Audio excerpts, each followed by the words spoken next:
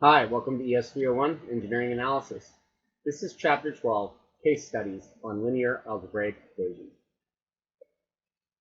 So here's the learning goals, and there's just one goal for this video, and that is at the end you'll know how to analyze a statically loaded truss system to determine all the compression or tension forces in the system.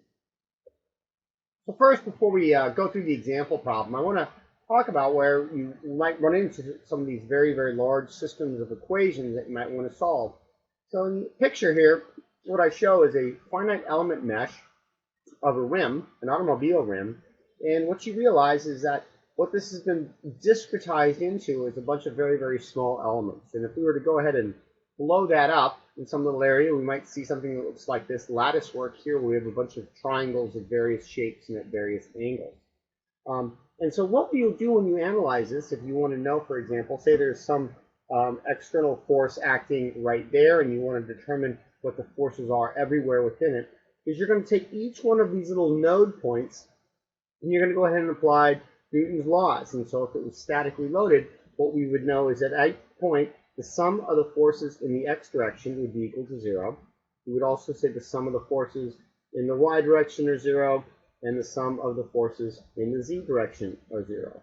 And so in each one of these line segments, there would be some sort of force. It would be either a compression or a tension force. And then what we would do is we would go ahead and sum up over each one of these nodes, each of these three equations. There'd be three equations for each node. And you would have a system of equations in terms of the forces on each one of these little connecting legs in the system.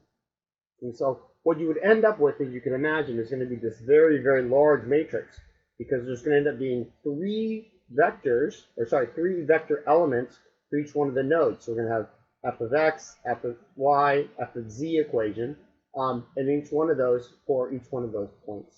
So you have this huge equation. It would be a very sparse matrix, because each one of these points is only going to depend on a few of these. All right. Let's go ahead and do an example here. This is an example from the textbook. I'm going to approach it just slightly different than the textbook, so you can use the two examples as complementary. But we'll go ahead and solve the exact same problem. And so what we have is this truss system. It has three elements, three compression or tension elements. And so over in the left-hand corner here, it is completely rigidly held in both the x and the y direction. And over on the right-hand side, it's on these essentially rollers, and so we're fixing the y direction, but we're allowing it to move an x. And then we have an external force at the top of 1,000 pounds. And so what I'm going to do is I'm going to go ahead and label each one of these nodes. I'm going to label the nodes A, B, and C. And the reason I'm going to do that is because that way when I have these forces that are 1, 2, and 3, the force just connects A to B. So I don't want to put numbers on it. It gets a little confusing. And so let's go ahead and first, if we looked at this system, and we might have like an intuition of whether each one of these is going to be under compression or tension. And so if I look at this, I might feel like that member right there is going to be under compression. I'll indicate it that way. This one here would be under compression this way. And then that means that this bottom one right over here, I'm going to push down, it would stretch. This one might be in tension that direction. And so I'm going to go ahead and assume those directions, and I'm going to solve for F1, F2, and F3. And if it turns out that any of those numbers are negative, I just made a wrong assumption of the direction. So if F1, for example, is negative, it means it's in tension instead of compression. And now what I'm going to do is I'm going to go to A, B, and C, and I'm going to do my force balances. And we'll just stick in two dimensions now. So I'll start up here at point A, and I'm going to say that the sum of the forces in the x direction is equal to 0 at point A. And so I've got two forces. I've got F1 and F3 acting there. And so if I take into account the geometry, I would say that F3 times the sine of 30 degrees, because this one down here in the lower right is 60 degrees, so that's going to be 30 degrees left in the x direction, minus F1 times the cosine of 30 degrees. And that right there is all equal to 0. Those are the two forces in the x direction. The 1,000 pounds is just in the y direction. So let's go ahead and do our force balance on the y direction, which is also equal to 0. And so now if I have this going downward, I have 1,000 pounds going down. And now I've got F3, and it's going to be going in the opposite direction. If this is this one right over here is in compression, so it would be minus F3 times the sine of 60 degrees. And then I'm also got one over here from F1, which is going to be minus F1 times the sine of 30 degrees. Now I've done an X and Y force balance at node A. I'll go down to node B. So let's just go ahead and do the first one over here at node B, because at node B, since this is rigidly held, there's going to be both a horizontal and a vertical force. I can call that horizontal force H of B and a vertical force V of B. So essentially this pinpoint right over here is going to be exerting those forces as well. So let's look at B. And so at B, we have the sum of the forces in the X direction, which is 0.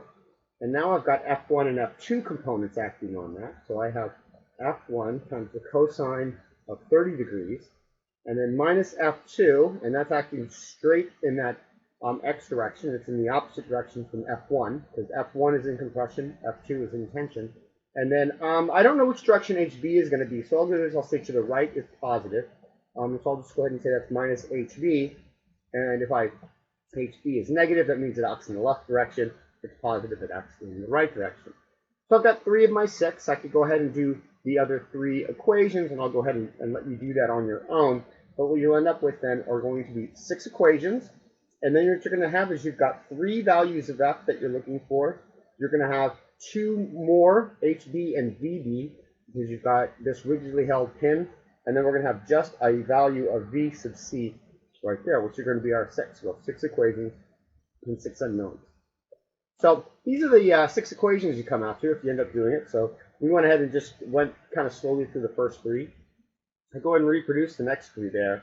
And now what I'm going to do is I'm going to go ahead and put this into a matrix, essentially into my A matrix. And that right there is going to be multiplied by what I'm looking for. So let's go ahead and remind ourselves we are going to find F1, F2, and F3. And you can put these in any order that you want. If you want to determine the order before you start filling in the matrix there. And then I'll do V sub B next, and then H at B. Those are the vertical and horizontal components. And the last one will be the vertical component at C. So now we'll go ahead and start filling in. Each one of these equations is going to be a line in my matrix here. And so if this first one right over here is going to be multiplied by that. So the first column, or the first element in the upper left, is going to be any elements of F1. And if I look at my equation right over here, I realize that my value times F1 is going to be minus cosine of 30. So the first element will be minus cosine of 30 degrees. And so then the next thing, well, that would be F2. There's no F2s in there, so there's going to be a 0. And then the next one would be F3, and that's going to be a positive sine of 30 degrees. And then there's nothing of these remaining ones, so it'll be a 0, 0, and a 0. So there are my 6 elements, and I'm going to go down. So I'm going to go to my second equation right over here. Just if I look at my elements there, in terms of F1, I have a minus sine of 30 degrees. Again, there's no F2 element, so that's going to be a 0. And then the third element is going to be minus sine of 60 degrees, and then again a 0, and a 0. Right? And so I'm going to go ahead, and there's 4 more to do, and you can go ahead and do those on your own. You're going to fill in those other 4. But let me just mention one other thing. If I look at this second equation, I forgot to mention, what do I do with this 1,000? So this 1,000, since it's positive, I need to bring it onto the other side. So this right over here is going to be equal to my B vector. Let me draw my B vector down here, just because I'm running out of space. Top equation had no constants, that would be 0. The next element would be minus 1,000. And again, it's because I'm moving the 1,000 to the right-hand side of the equation, and then there's going to be my remaining 0. So that right there is my B vector that's on the right-hand side, and that arises from this constant. And the only boundary condition that I had, as you can see, is this 1,000, the only thing acting externally, and that right over there is the number 1,000. Now you might think that HB and VB, those are acting externally, but they're unknowns, and so the unknowns remain in my vector that I'm solving for, and you're putting all the known boundary conditions on the right-hand side. Okay, so if I do it in MATLAB, this is what it looks like. So if I type in those equations, here's my A matrix up at the top. As you see, there's a whole lot of zeros. It's kind of called a sparse matrix, and that happens a lot because at each one of these points, there's only a few forces acting on it. And then here's my B vector. There's my minus 1,000 in the second element. And so now I'm just going to go ahead and solve for that. And in MATLAB, I've used this slash A slash B. That's going to go ahead and solve the equation. And so here's my answers. And so remember, the order of that is F1, F2, and F3. And then VB, HB, and V sub C, so the horizontal and vertical components. And so It looks like you see my values of F. They're all positive, so I guessed which ones are in compression and which ones are in tension. And then I have minus 250 for VB. So what that means is that VB is not acting in the up direction. It's actually acting, it's got a force in the down direction. And then I've got my minus 750. And then notice that this actually turned out to be 0 for the horizontal. So there's actually no horizontal force having to be externally applied at B. And then V sub C, again, the direction is the opposite from what the assumed direction was, and I have a minus 750. All right, so let's go ahead and review. It's sort of a short video. What we saw is that analyzing a static truss is fairly straightforward by solving a system of linear equations. And we saw that the boundary conditions are always contained in the B vector on the right-hand side.